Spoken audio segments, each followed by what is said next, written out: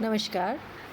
आज का जो हमारा टॉपिक है थर्मोडायनामिक फर्स्ट में हम पढ़ेंगे हीट ऑफ न्यूट्रलाइजेशन या उदासीनीकरण ऊष्मा। सबसे पहले हम बात करते हैं कि उदासीनीकरण किसे कहते हैं।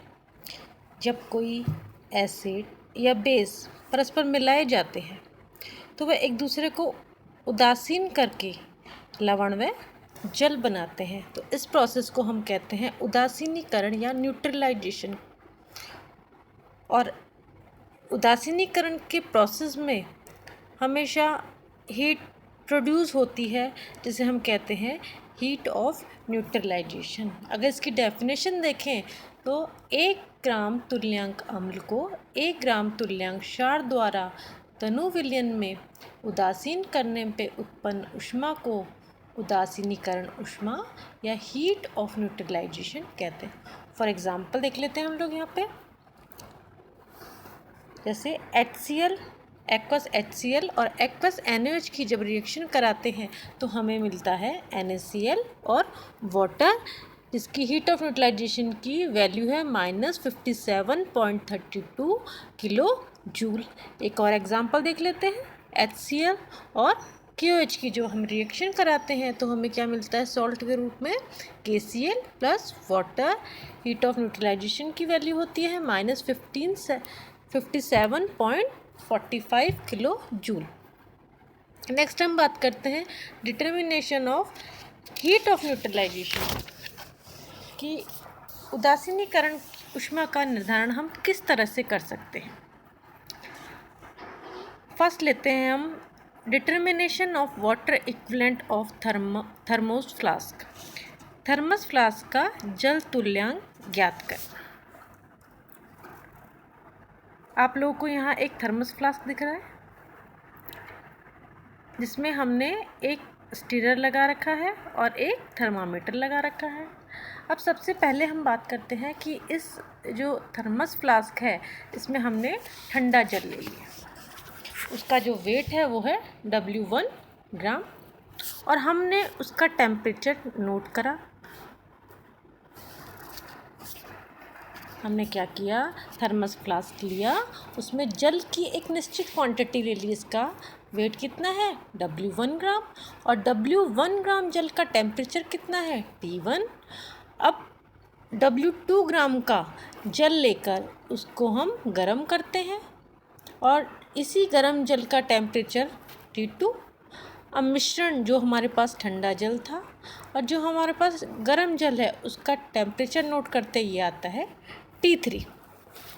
क्या ज्ञात कर रहे हैं हम, थर्मस फ्लास्क का जल तुल्यांक क्या होता है, इसे W से शो करते हैं। इसका तात्पर्य यह है कि W ग्राम जल जितनी ऊष्मा को ग्रहण कर सकता है उसी टेम्परेचर पर वह थर्मस फ्लास्क व स्टीरर उतनी ही ऊष्मा को ग्रहण करेगा। ऊष्मागति के 0 लॉ के अकॉर्डिंग गर्म जल द्वारा दी गई हीट किसके बराबर होती है, ठंडे जल व थर्मस फ्लास्क द्वारा ली गई ऊष्मा के बराबर। W2 into T2 minus T3 is equal to W plus W1 into T3 minus T1। तो हमारे पास यहाँ पे जल तुल्यांक आ जाएगा W is equal to W2 into T2 minus T3 upon T3 minus T1 minus W1। ये आ गया हमारा water equivalent of thermos flask. Second हम बात करते हैं determination of heat of neutralization of acid और बेस।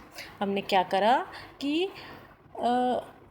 1N कंसंट्रेशन का एसिड ले लिया और 1N कंसंट्रेशन का हमने क्या ले लिया, बेस ले लिया। तो एसिड और बेस की कंसंट्रेशन क्या हो गई, 1N हो गई। कितना वॉल्यूम लिया हमने, इसका हमने एसिड का भी 100 ml ले लिया और बेस का भी 100 ml ले लिया।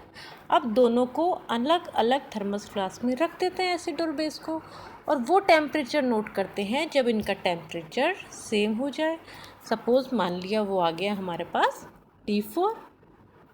अब हमने जो दोनों एसिड और बेस थे उन दोनों को मिला दिया। मिक्सचर का टेम्परेचर हो गया T5। तो हीट ऑफ न्यूट्रलाइजेशन क्या हो गई हमारे पास, 200 प्लस W हम निकाल चुके हैं, into T5 minus T4 into 1000 upon acid या बेस का वॉल्यूम और या इंटू एसिड बेस की कंसंट्रेशन। वॉल्यूम क्या है हमारे पास 100, कंसंट्रेशन कितने लिए हमने 1। तो इससे हमारा क्या निकल जाएगा, हीट ऑफ न्यूट्रलाइजेशन की वैल्यू इस फॉर्मूले से हम निकाल सकते हैं। बच्चों ये आपके सेकेंड ईयर के प्रैक्टिकल एग्ज़ाम जो हम प्रैक्टिकल करते हैं तो ये इस थ्योरी में भी है आपके और ये आपके प्रैक्टिकल में भी है। इसी मैं दोबारा रिपीट करती हूँ, वाटर इक्विवेलेंट किस तरह से निकालेंगे। वाटर इक्विवेलेंट निकालेंगे, थर्मस फ्लास्क में ठंडा जल ले लिया, उसका वेट लिया, टेम्परेचर नोट करा, गरम जल लिया, उसका टेम्परेचर नोट करा, T2 आया, दोनों को मिक्स कर दिया, वो टेम्परेचर आया T3 और हमने फॉर्मूले से वाटर इक्विवेलेंट निकाल लिया। अब हमें क्या निकालना है, हमें निकालना है हीट ऑफ न्यूट्रलाइजेशन। हमने एसिड और बेस 100 ml लिया, 1N कंसंट्रेशन का, दोनों का वह टेम्परेचर नोट करा। जब इन दोनों का टेम्परेचर सेम हो जाता है वो टेम्परेचर आ गया T4 और जब इन दोनों को हमने मिला दिया तो वह टेम्परेचर नोट करा, वह टेम्परेचर आया T5। तो इससे हम लोग हीट ऑफ न्यूट्रलाइजेशन की वैल्यू निकाल सकते हैं। Thank you so much.